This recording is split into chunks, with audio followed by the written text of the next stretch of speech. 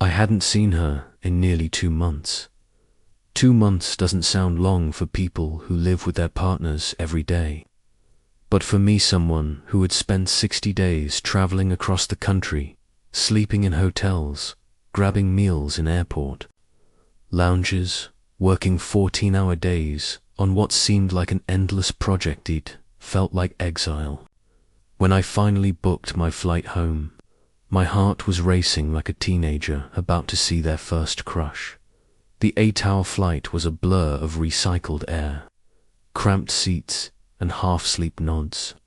When the plane touched down, I dragged myself through. Baggage claim, my body a mess of contradictions, exhausted yet jittery with anticipation. I took a quick shower, put on the nicest shirt I had packed, and drove straight to her house. Her home had always felt like a second sanctuary to me. Not just because of her, though, of course. She was the center of it all, but because her family welcomed me with warmth that went far beyond polite hospitality. They were lively, affectionate, sometimes overwhelmingly so.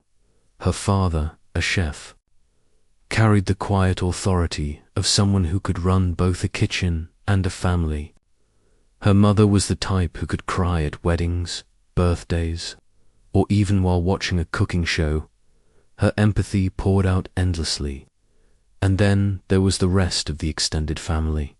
Cousins, aunts, uncles, nieces, nephews, faces I'd memorized, names I could recall, personalities and inside jokes committed to memory.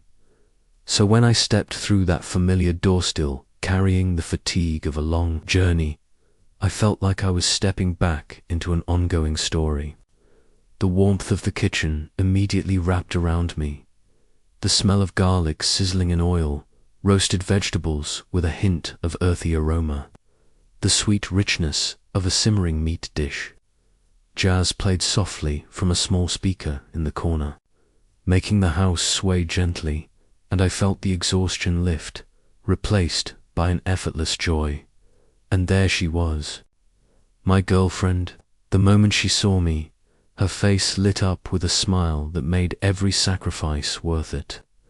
We hugged, probably a little too tightly, as her mum chuckled and her dad cleared his throat, but we didn't care. For a few brief seconds, the world shrank to just the two of us, held in a gentle embrace, the relief of finally being together sinking in. Then, of course, the whirlwind of family drew me back in. Her father insisted I try a slice of freshly baked bread, warm, crusty, soft on the inside, infused with herbs. I praised it enthusiastically. He just gave a half smile, the proud nod of a craftsman satisfied with his work. Her mother peppered me with questions about the trip, worry and curiosity mingling in her tone. I answered, sprinkling in a few humorous details, and the house erupted in laughter. The rest of the evening unfolded like a celebratory feast, not just for the food, but for reunion. I had a glass of wine, then another. The flight's fatigue still weighed on me, but the wine lightened everything, made everything easier, brighter. One by one, relatives arrived, bringing more laughter, more chaos, more life. I greeted everyone, warmly, shaking hands, hugging, joking that after weeks of greasy fast food, I'd almost forgotten the taste of a real meal.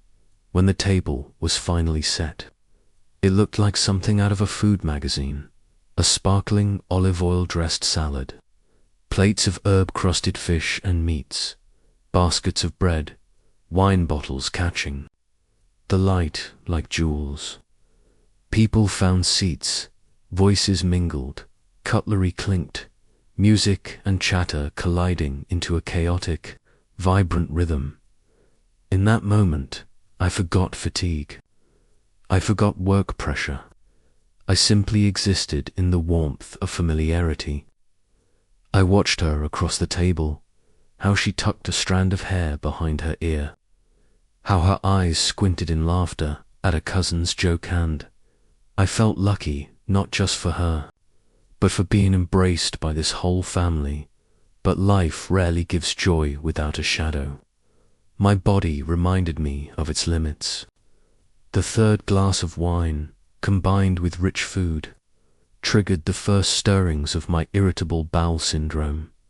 A dull pressure, a low rumble, an urge that couldn't be ignored. At first I tried to fight it. I laughed, nodded along with my dad's story about a chaotic night at the restaurant, chuckled when a cousin spilled sauce on his shirt. But the discomfort grew. My head felt a little woozy from wine, jet lag, or both, and I knew I couldn't stay at the table any longer. I quietly excused myself. No one noticed much. In a house full of people eating, trips to the bathroom were routine. I slipped into the hallway, grateful for the calm after the storm of noise. The bathroom was tidy, faintly scented with lavender. I locked the door, sat down, and exhaled a long, relieved breath. Relief came quickly, though it wasn't exactly comfortable. I scrolled my phone out of habit, killing time. My head spun slightly instead of, but I adjusted, reassuring myself everything was fine. Afterward, I cleaned up, washed my hands, glanced in the mirror. A little pale, hair messy from the flight, but otherwise normal. I gave myself a half smile, like saying, "It's okay, you're fine." And then I returned to the party. Laughter crashed over me again like waves. Someone had opened another bottle of wine, glasses refilled. My girlfriend leaned against the counter, chatting with a cousin.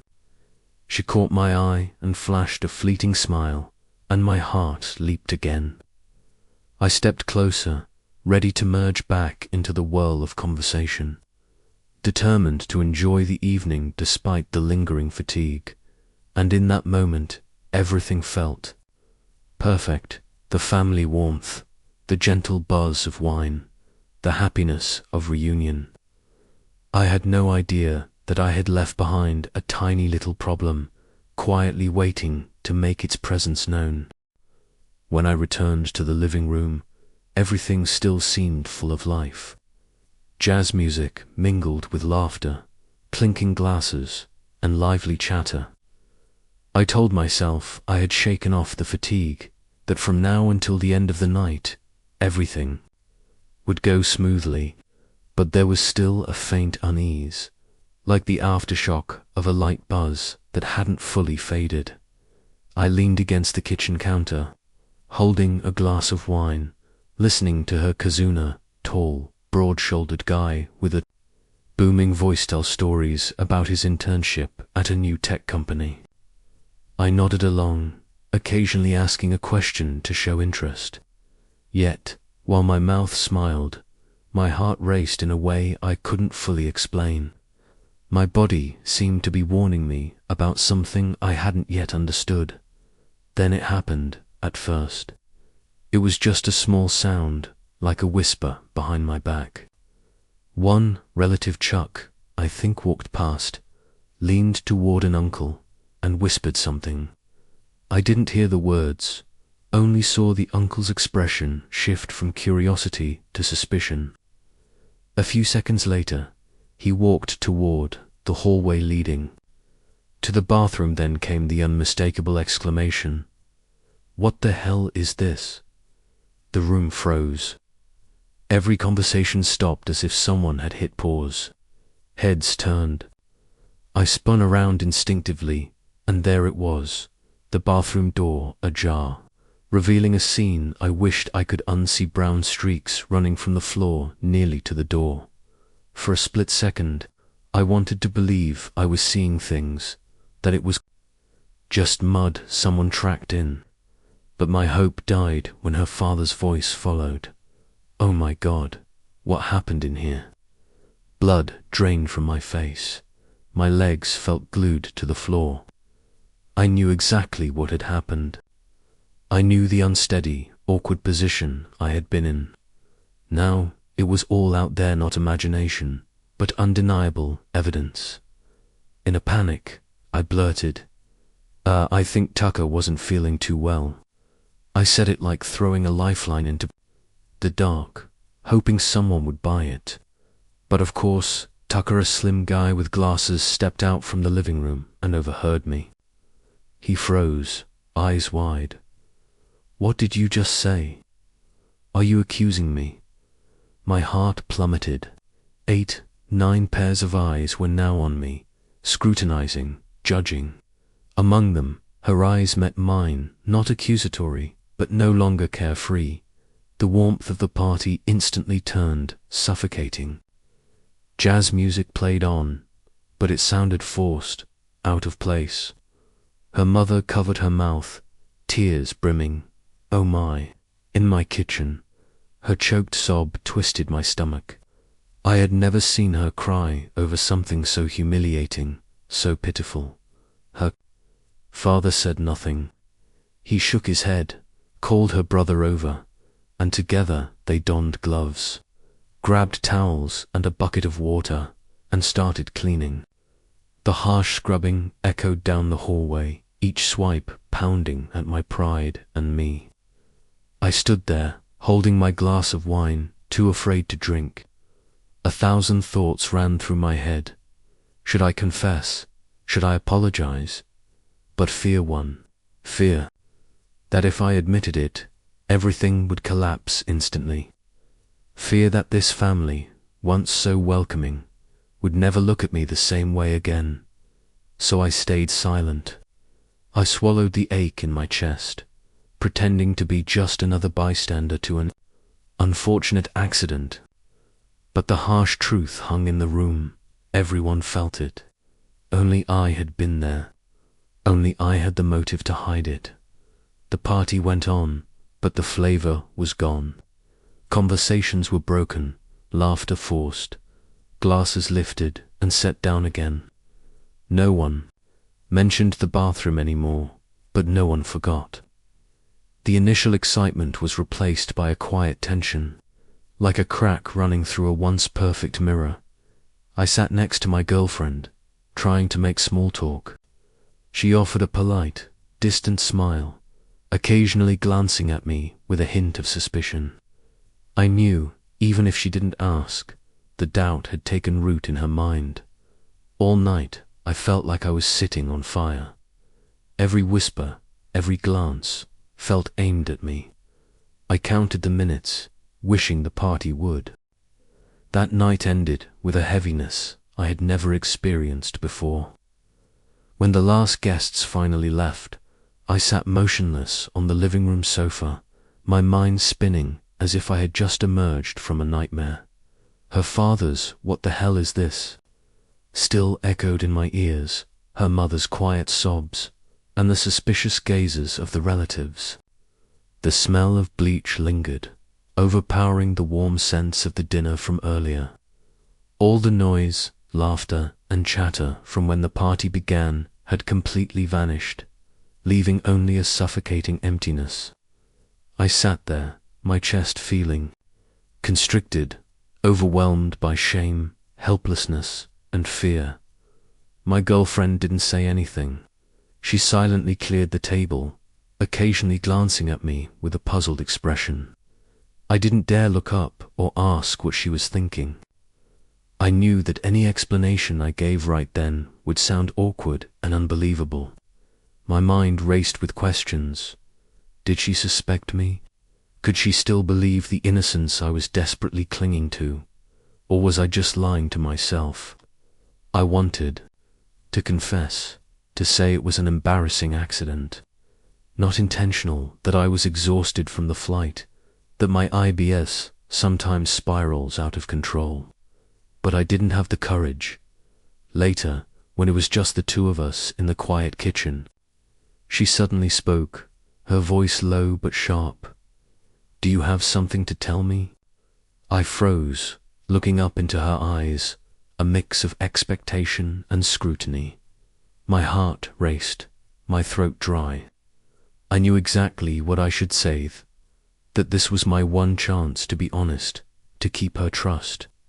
But fear of losing her, of losing the respect of her family, held me captive. I lowered my head, shook slightly, avoiding her gaze.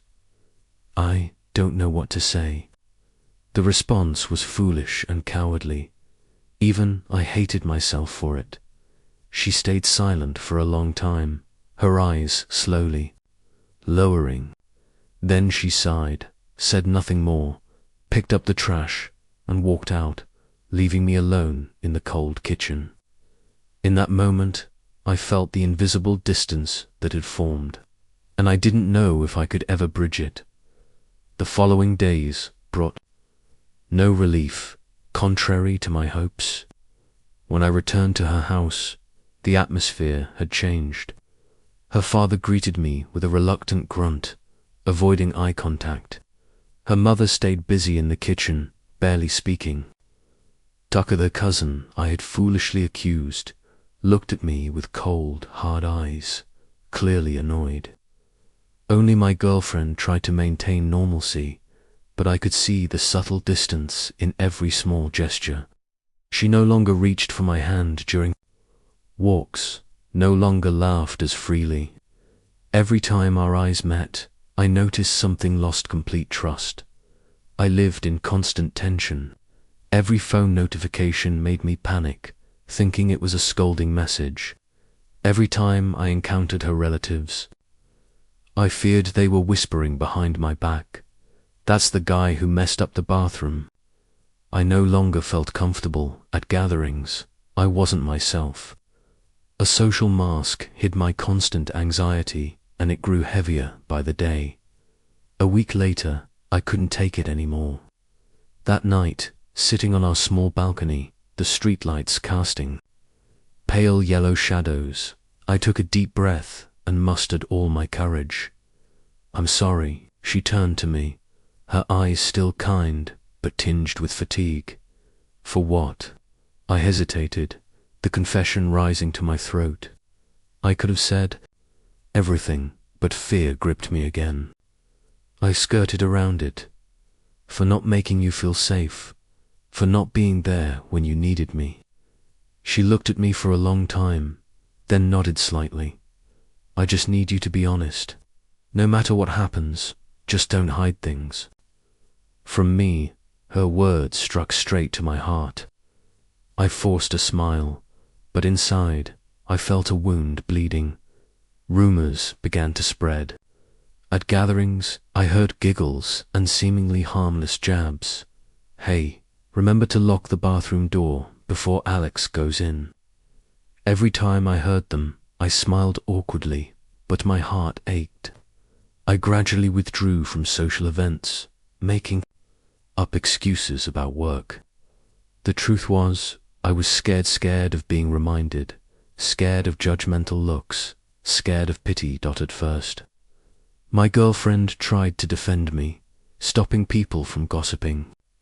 But over time, the incident became a shadow between us. Every mention of her family caused hesitation. Every visit to her house felt heavier. I could see her inner struggle, torn between her love for me and loyalty to her family, and the truth that had never been told. At night, I tossed and turned. I remembered that bathroom moment, the fall, the panic, and my silent escape. I wondered if I had confessed then, they might have been angry, but at least I would have kept my integrity. Instead, I chose silence, concealment, and now the price was a fractured love. I felt cowardly, insignificant to the point of disgust. One evening, we went for a walk. I held her hand, but it no longer gripped mine tightly. Along the path, our conversation was awkward. Sitting on a park bench, she turned to me, her tone calm but distant. "Do you feel like we're drifting apart?" I froze. I wanted to shout that I loved her, that I didn't want to lose her. But between us stood a wall of truth left unspoken. I couldn't cross it without confession. I just shook my head. "I don't want that." She gave a sad smile. Neither do I, but sometimes wanting isn't enough. Her words cut through all hope. I realized that the bathroom accident wasn't just an embarrassing mishap. It marked the start of a chain reaction: doubt, broken trust, distance. A small crack, if not mended, could destroy the entire bridge. That night I left the park with a heart heavy as stone.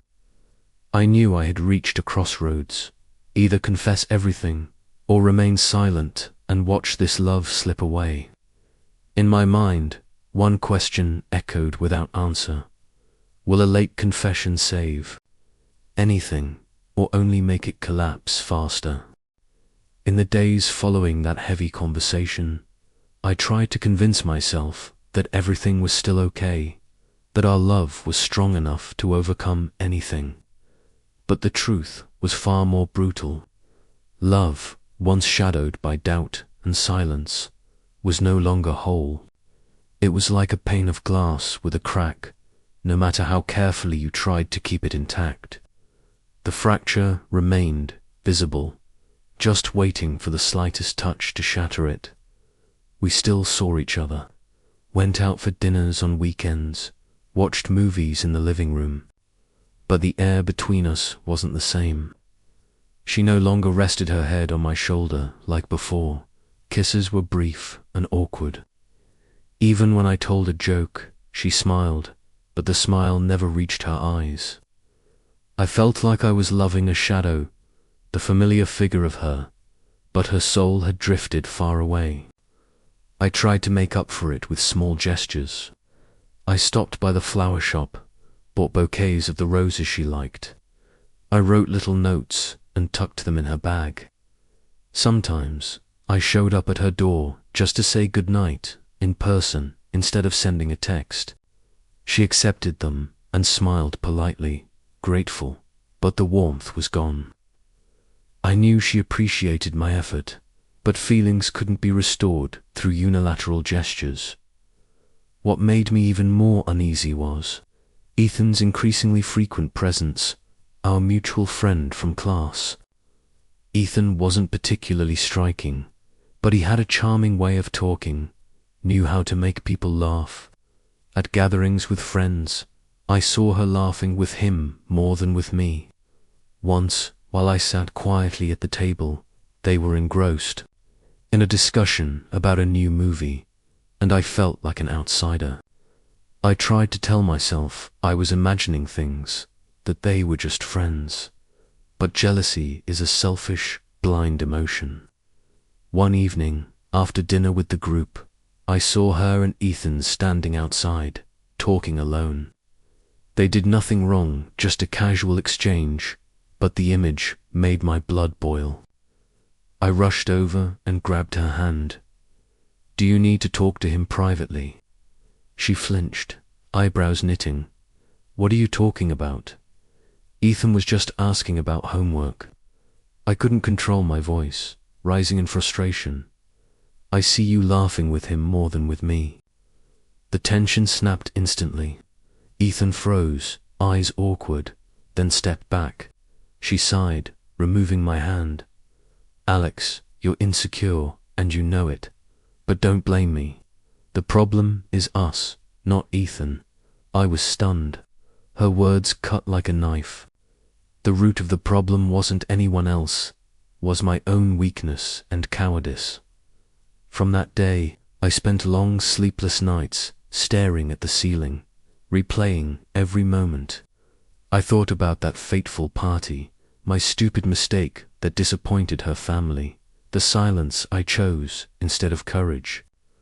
I cursed myself. If I had told the truth from the start, if I had faced it, maybe things would be different. But if is just an excuse for losers.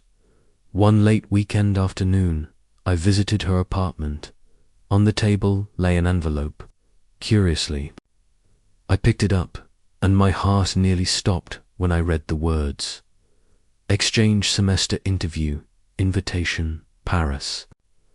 I read it over and over, the letters etched into my mind. Paris, the city of light, farther than even the emotional distance between us. I stammered, "You are really going?" She was silent for a moment, eyes gazing out the window. Then softly, "I haven't decided. But maybe I need a change. Time to think." I was stunned. I wanted to shout, to hold her back, to tell her I couldn't live without her. My throat tightened, and no words came. She turned to me, forcing a polite smile. "Alex, I'm tired. Can you go home first?" I left feeling empty. The familiar streets felt endless. Every passing streetlight reminded me that I was slowly losing the light of my life. In the following days, I tried harder. I waited outside her class, invited her to meals, gave small gifts, but all my efforts only made her feel more suffocated. She was polite, but the warmth in her eyes was gone. Meanwhile, Ethan continued to appear sometimes by chance, sometimes deliberately. I couldn't accuse them, but I couldn't stop my imagination from spiraling. One night, drunk and reckless, I texted her, "Please don't go. I promise I'll change. I'll tell you everything, won't hide anything anymore." I held my phone, waiting. All night, the screen remained silent. At dawn, I realized I had lost my last chance. A few days later, she invited me to the park where we shared many memories. When I arrived, she was already sitting on the bench. Her hair fluttered in the wind, her gaze calm but tinged with sadness. I sat beside her, heart pounding. She began slowly. "Alex, I've thought a lot. I still love you, but this love isn't what it used to be. I need time, and maybe some distance, to understand myself and us." I trembled. "Distance? What do you mean?" She looked directly into my eyes, teary. "I'm going to Paris. I need the experience, time to reflect on everything." My heart felt crushed. I wanted to cry, beg, tell her I would change. But in her eyes, I saw resolve. I knew that any attempt to cling to her would be futile. Finally, I could only take her hand, cold and trembling. "I'll wait for you. No matter how long, I'll wait." She smiled faintly, tears mingling with the curve of her lips. That night, I wandered the streets alone, my heart full of despair. I realized I had let love slip away, not fate, but my own weakness. And now, Paris wasn't just a distant city. It was a symbol of the growing distance between me and the girl I loved. In the days following that heavy conversation, I tried to convince myself that everything was still okay, that our love was strong enough to overcome anything. But the truth was far more brutal. Love, once shadowed by doubt and silence, was no longer whole. It was like a pane of glass with a crack no matter how carefully you tried to keep it intact. The fracture remained visible, just waiting for the slightest touch to shatter it. We still saw each other, went out for dinners on weekends, watched movies in the living room, but the air between us wasn't the same. She no longer rested her head on my shoulder like before. Kisses were brief and awkward. Even when I told a joke, she smiled, but the smile never reached her eyes. I felt like I was loving a shadow, the familiar figure of her, but her soul had drifted far away. I tried to make up for it with small gestures. I stopped by the flower shop, bought bouquets of the roses she liked. I wrote little notes and tucked them in her bag. Sometimes I showed up at her door just to say goodnight in person instead of sending a text. She accepted them and smiled politely, grateful, but the warmth was gone.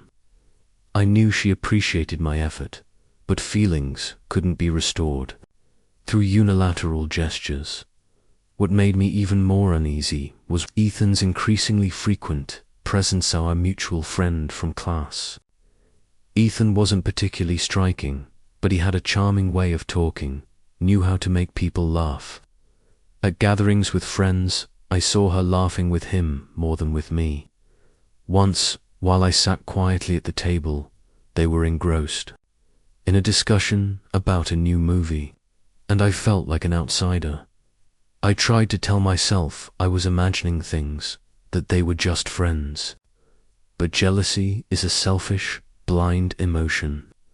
One evening, after dinner with the group, I saw her and Ethan standing outside, talking alone. They did nothing wrong, just a casual exchange, but the image made my blood boil. I rushed over and grabbed her hand. "Do you need to talk to him privately?"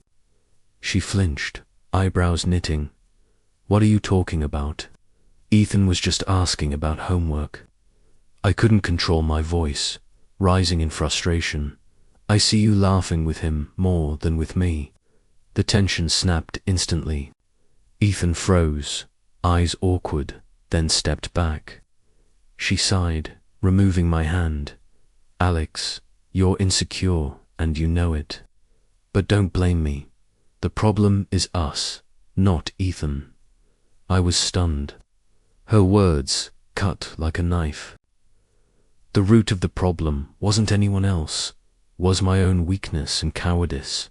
From that day, I spent long, sleepless nights staring at the ceiling, replaying every moment.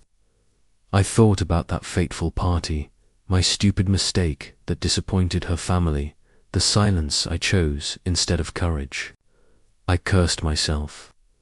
If I had told the truth from the start, if I had faced it, maybe things would be different. But it is just an excuse for losers. One late weekend afternoon, I visited her apartment. On the table lay an envelope. Curiously, I picked it up, and my heart nearly stopped when I read the words, "Exchange semester interview, invitation, Paris." I read it over and over, the letters etched into my mind. Paris, the city of light, farther than even the emotional distance. "Between us," I stammered, "you are really going?" She was silent for a moment, eyes gazing out the window. Then softly, "I haven't decided, but maybe I need a change. Time to think." I was stunned. I wanted to shout, to hold her back, to tell her I couldn't live without her. My throat tightened, and no words came. She turned to me, forcing a polite smile. "Alex, I'm tired. Can you go home first?" I left feeling empty. The familiar streets felt endless. Every passing streetlight reminded me that I was slowly losing the light of my life. In the following days, I tried harder. I waited outside her class, invited her. 2 meals, gave small gifts. But all my efforts only made her feel more suffocated. She was polite, but the warmth in her eyes was gone. Meanwhile, Ethan continued to appear, sometimes by chance, sometimes deliberately. I couldn't accuse them, but I couldn't stop my imagination from spiraling. One night, drunk and reckless, I texted her, "Please, don't go, I promise. I'll change. I'll tell you everything, won't hide anything anymore." I held my phone, waiting. All night, the screen remained silent. At dawn, I realized I had lost my last chance. A few days later, she invited me to the park where we shared many memories. When I arrived, she was already sitting on the bench.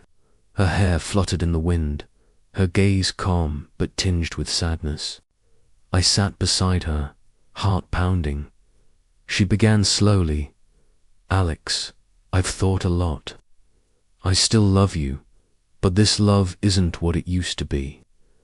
I need time, and maybe some distance, to understand myself and us." I trembled. "Distance? What do you mean?" She looked directly into my eyes. "Thierry, I'm going to Paris. I need the experience, time to reflect on everything." My heart felt crushed. I wanted to cry, beg, tell her I would change. But in her eyes, I saw resolve. I knew that any attempt to cling to her would be futile. Finally, I could only take her hand, cold and trembling. "I'll wait for you. No matter how long, I'll wait." She smiled faintly, tears mingling with the curve of her lips. That night, I wandered the streets alone, my heart full of despair. I realized I had let love slip away, not fate, but my own weakness. And now, Paris wasn't just a distant city, it was a symbol of the growing distance between me and the girl I loved. The day she boarded the plane, I stood frozen at the airport, my hands trembling as I gripped the straps of my backpack. She dragged her suitcase, appearing calm, yet her eyes held a fleeting sadness as she looked back. I wanted to run to her, wrap her in my arms, hold her back, but my legs felt nailed to the floor. When the announcement echoed through the loudspeaker that the flight was departing, I realized I was gasping for air, my heart pounding as if it would burst. The plane took off, disappearing into the pale grey clouds. In that moment, it felt as if my whole world had lifted off too, slipping away out of reach. In the first few days apart, we tried to keep in touch. Texts, video calls, photos she sent from Paris, cobblestone streets, tiny sidewalk cafes, the Eiffel Tower glowing at night. She shared stories about her new classes, international friends, and strange new experiences.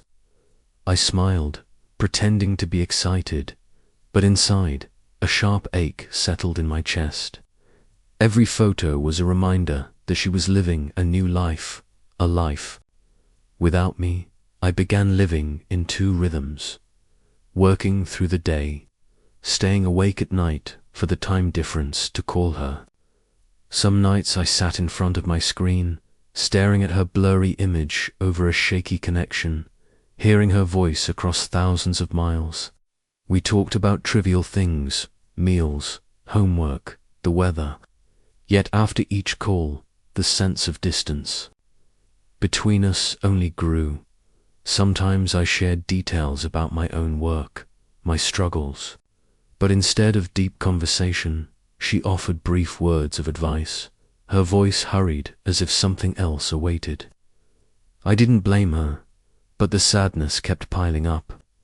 Conversely, when she shared trips with her new group of friends, picnics, outdoors, I felt both jealous and anxious.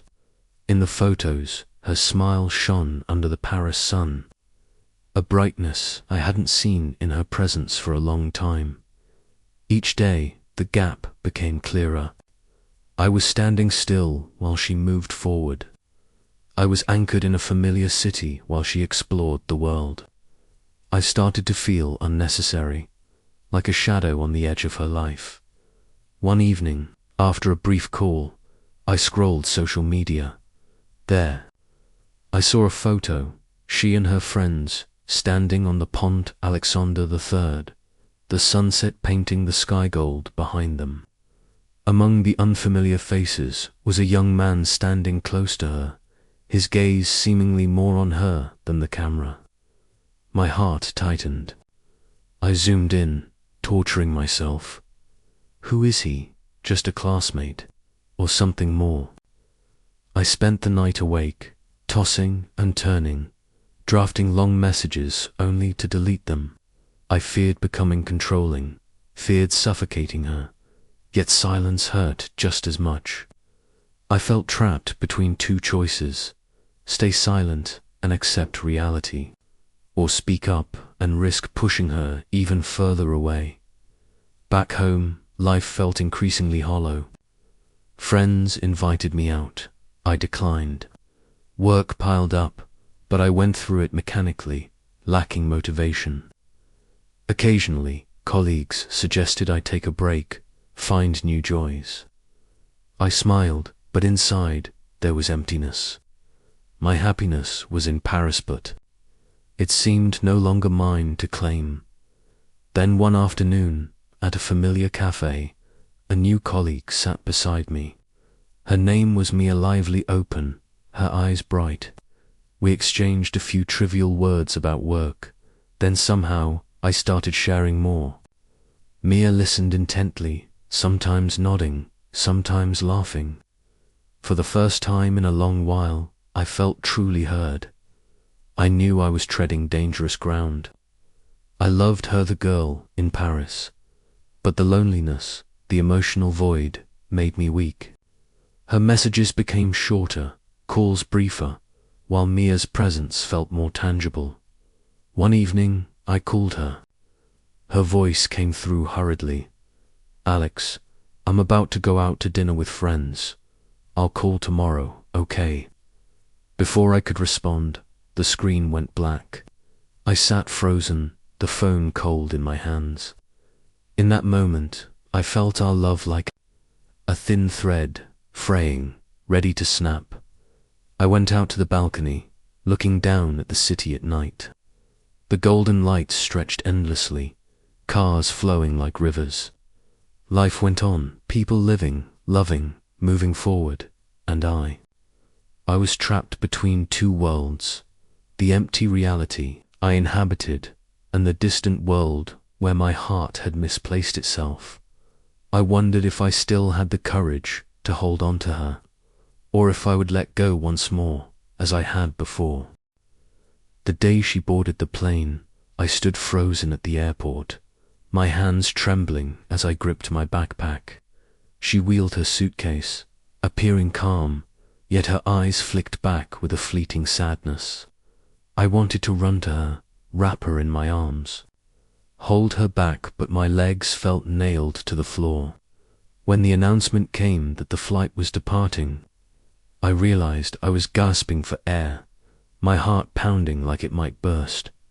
The plane took off, disappearing into the pale grey clouds. At that moment, it felt as though my entire world had taken off with it, slipping out of reach. In the first days apart, we kept in touch. Texts, video calls, photos she sent from Paris, cobblestone streets, tiny cafes along the sidewalks, the Eiffel Tower glowing at night. She shared stories of new classes, international friends, unfamiliar experiences. I smiled, feigning excitement, yet, inside, my chest ached. Every photo reminded me she was living a life without me. I began to live in two rhythms, working during the day, staying awake at night to catch her at the right time. Some nights, I'd sit staring at the flickering image of her through a lagging video call, hearing her voice across thousands of miles. We talked about small things, meals, homework, the weather, but after each call, I felt the distance growing sharper. Sometimes, I would tell her about my work, the challenges I faced, but instead of responding fully, she offered a few rushed words, as if she had something else waiting. I didn't blame her, but the sadness accumulated. Conversely, when she told me about trips with her new group, outdoor picnics, I felt both jealous and uneasy. In her photos, her smile shone bright under the Paris sun, something I hadn't seen in her when we were together. The gap between us became increasingly clear. I stood still while she moved forward. I remained in the familiar city while she explored a new world. I felt unnecessary, like a shadow at the edge of her life. One evening, after a brief call, I scrolled social media. There she was, standing with friends on the Alexander III Bridge, the sunset bathing them in gold. Among the unfamiliar faces, a young man stood close to her, his gaze seemingly more on her than the camera. My chest tightened. I zoomed in, torturing myself. Who is he? Just a classmate, or more? I stayed awake all night, typing long messages, then deleting them. I feared becoming controlling, making her feel trapped. But silence only made me hurt more.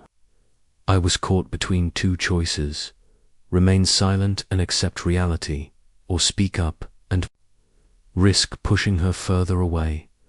Back home, life felt emptier each day. Friends invited me out. I declined. Work piled up, yet I moved like a machine, without motivation. Occasionally, co-workers suggested I take a break, find joy elsewhere. I'd chuckle, but inside I felt hollow. My happiness was in Paris, but it no longer belonged to me. One afternoon, sitting alone in a familiar cafe, a new co-worker sat beside me. Her name was Mia, bright, outgoing, her eyes sparkling. We exchanged casual work chatter, and somehow I found myself sharing more. Mia listened intently, nodding occasionally, laughing at the right moments. For the first time in a long while, I felt truly heard. I knew I was sliding into dangerous territory. I still loved her, the girl in Paris, but loneliness and emotional hunger were weakening me. Her messages became sparse, calls shorter, while Mia's presence became increasingly noticeable. One night, I called her, and her voice came hurriedly. "Alex, I'm about to go out to eat with a friend. I'll call you tomorrow, okay?" Before I could respond, the screen went dark. I sat frozen, the phone cold in my hands. In that instant, our love felt like a thread thinning, on the verge of snapping. I went out to the balcony, looking down at the city at night. Yellow streetlights stretched endlessly, cars flowing like rivers. People still lived, still loved, still moved forward, and I trapped between two worlds. A hollow reality here, and a distant one, where my heart had been misplaced. I wondered if I had the courage left to hold on to her, or if I would let go once again, just as I had before. The days after she got on the plane felt like the air had been sucked out of my world. Paris existed in every ping of my phone, in every photo she sent, but it was also proof of the distance slowly swallowing us. Distance wasn't just about miles, it was about feelings, missed moments, and the bright smiles in pictures I couldn't reach. I lived in two rhythms. By day, I worked like a machine, silent and hollow.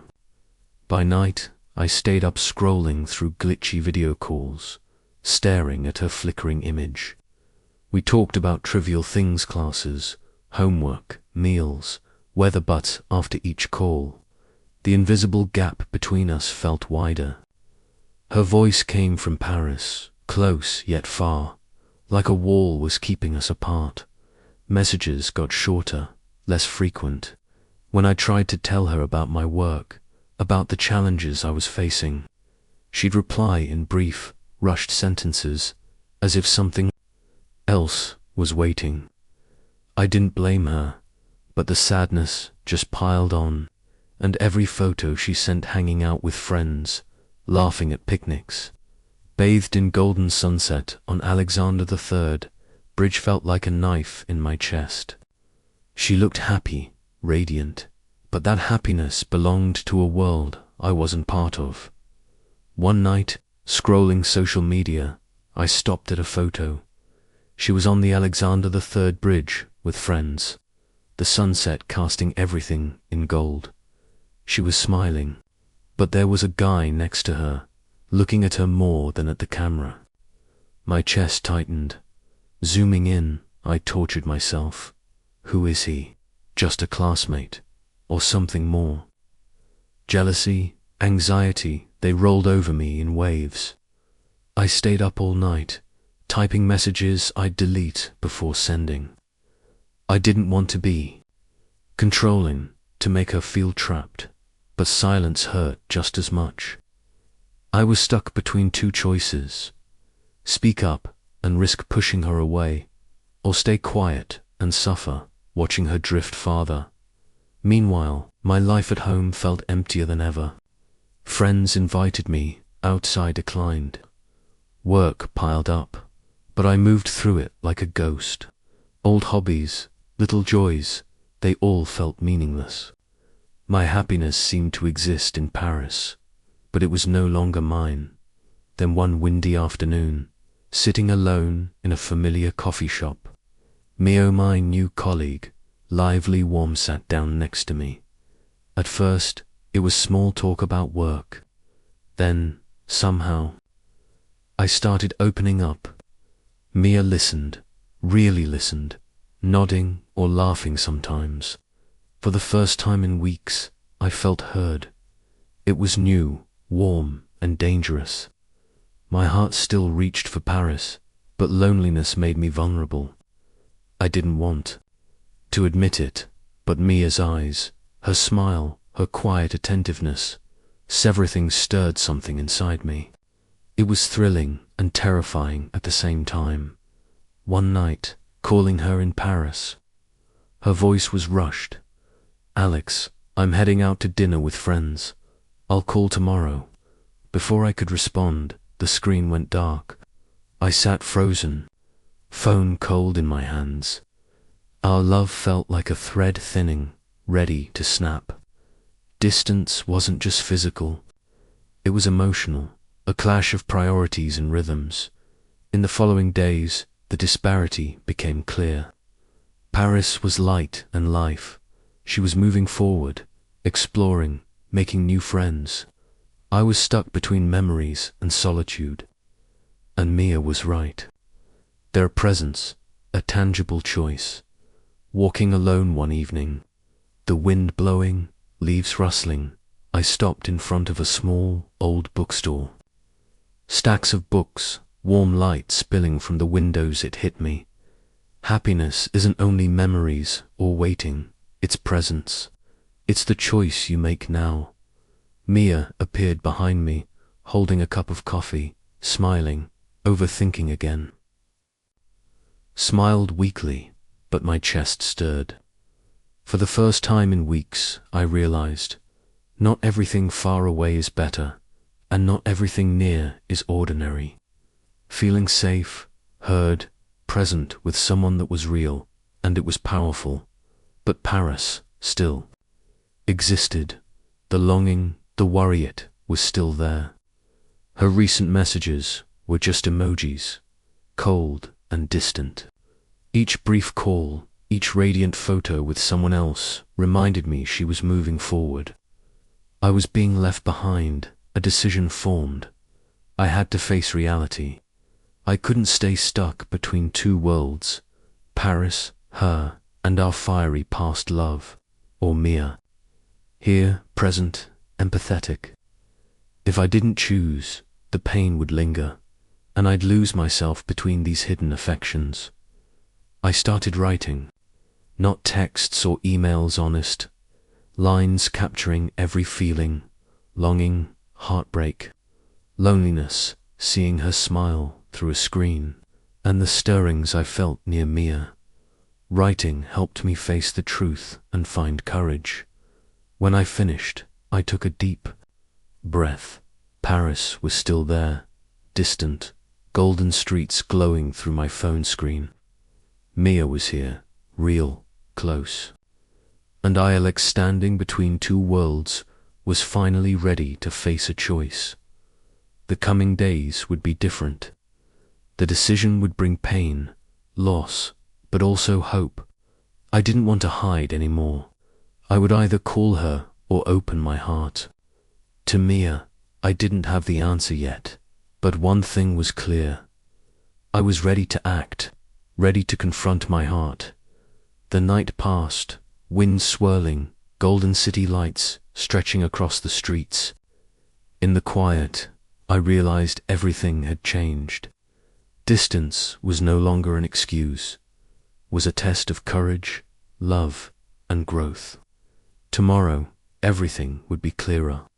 Tomorrow, my heart would speak the truth. The next morning, I woke up with a mix of anxiety and determination. Last night's rain had washed the streets clean, leaving the air fresh but cold. I sat on the chair, staring at my hands, wondering, where does my heart truly belong? Paris, where she was living with distance and new experiences, or Mia, who was present, offering closeness and empathy I hadn't felt in weeks. I reminded myself that there was no other choice but to face the truth. I had avoided it for too long, afraid of losing her, afraid of confronting my own feelings. Now, standing at two clear paths, I knew I had to act, speak, and take responsibility. For my heart, that afternoon, I met Mia at our usual coffee shop. She arrived with the same gentle eyes, a smile full of care. I looked at her, warmth mixed with unease. I didn't want to hurt her, yet I couldn't keep deceiving my own heart. Mia, I began, voice low and deliberate. I need to be honest. With you, I'm in a complicated situation. I still have feelings for someone else. She stayed silent, her eyes shifting from surprise to understanding. No anger, no blame, just patient waiting. But, I continued, distance and time made me realize something. I can't live forever in memories or images.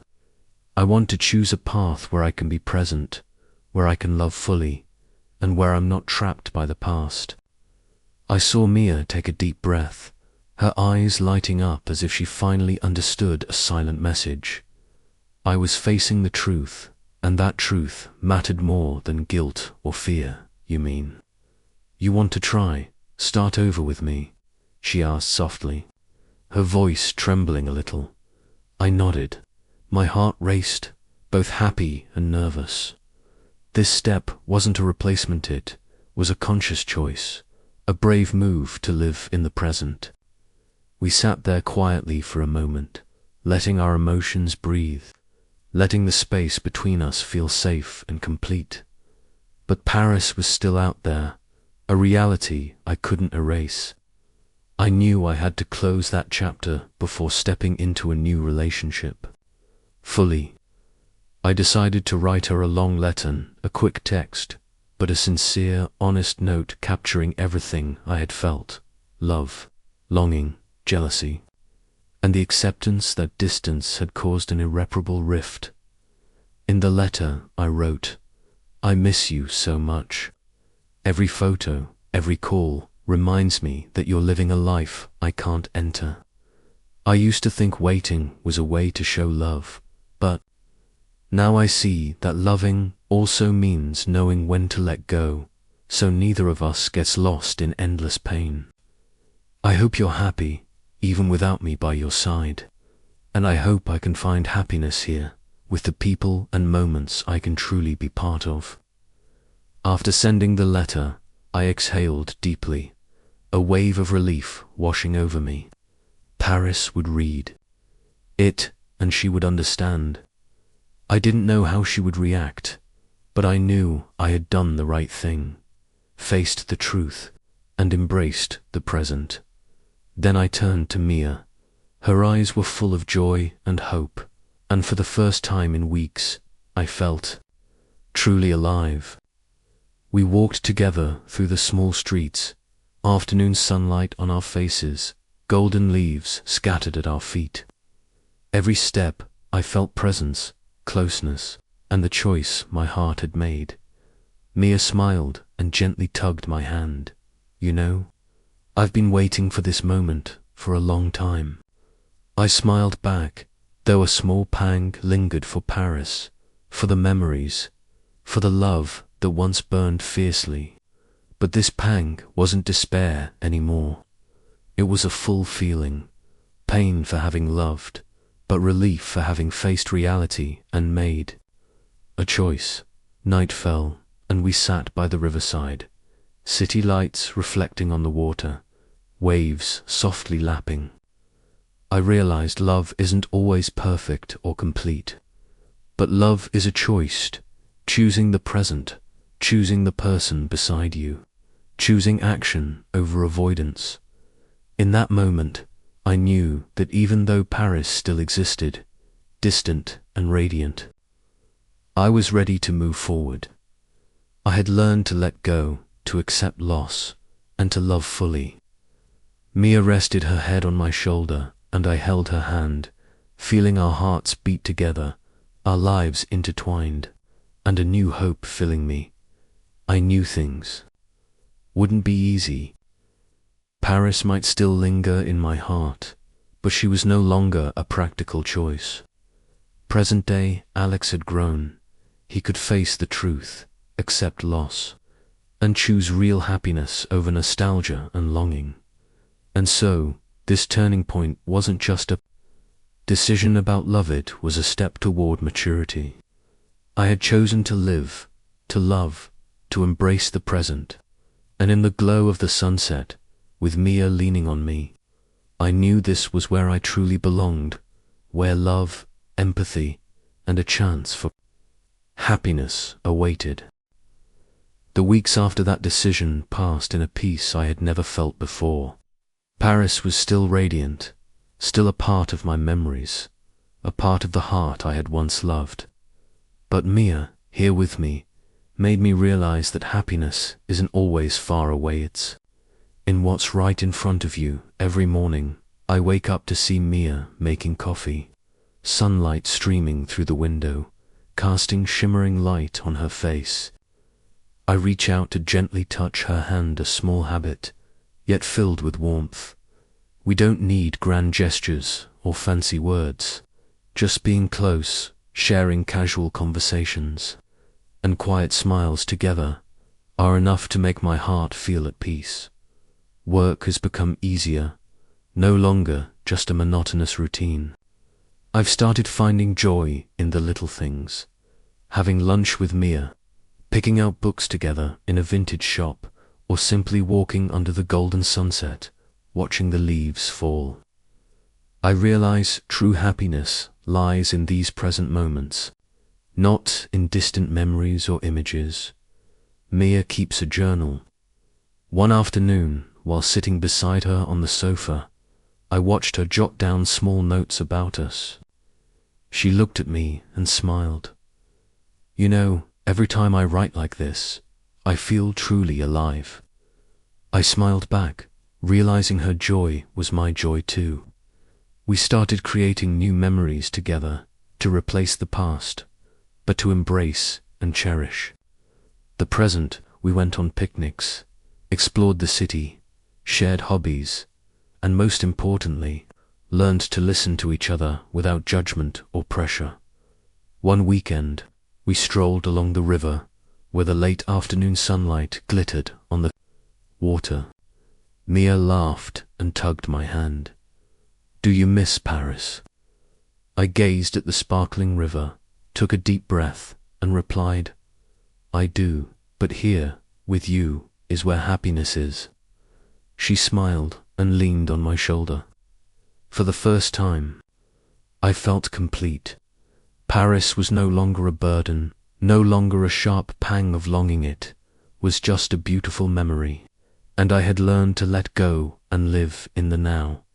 Evenings were spent cooking together, laughing, sharing small stories, about work, sometimes about friends. But it was these simple moments that made my heart feel warmer and fuller than any distant trip or image ever could.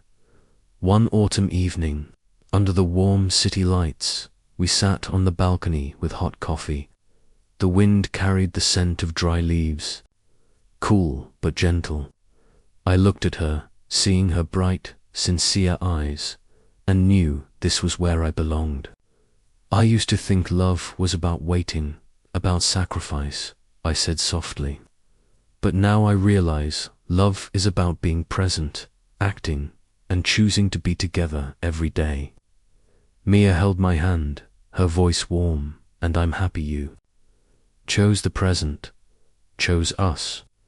In that moment, I understood that all the pain, all the distance, all the difficult choices had led me here where Mia is, where there's love in the present, where my heart finds peace. I no longer longed for Paris, no longer ached over distance. I simply lived fully, loved sincerely, and embraced every moment. Life went on, but now every day felt like a gift. We shared sunny afternoons, sudden rain showers, quiet nights in our small apartment. Everything felt meaningful because we shared it together. No grand adventures, no faraway places, just the present, just each other. Sometimes, I still remembered Paris, her, the distance we couldn't bridge, but that memory no longer weighed on me. It was part of the journey that taught me to grow, to love, and to choose. I realized love is a process, and I had learned the most valuable lesson. Love is the present, companionship, courage to move forward. And so, Alex found peace. Not in a distant place, not in a brilliant image, but here with Mia, in simple moments, in smiles, in hand-holding, in fully lived days. Love was no longer pain or memory. It was a choice, a true happiness, a present that I cherished with every heartbeat. As night fell, golden lights stretched across the city. Mia and I sat on the balcony, hands clasped, sipping coffee, silently, watching the sparkling river. In that silence, I felt our hearts beat together, our presence real, and a gentle, simple happiness that I had sought for so long. Paris was still there, but it no longer caused pain. It was part of the past, and I had chosen to step forward into the present, into love, into the peace I never thought I'd find. And so, the story ends not with tears or regret, but with serenity, with genuine love, with the joy of the present. Alex's heart is whole with Mia, where every day is a gift, and where he truly lives and loves.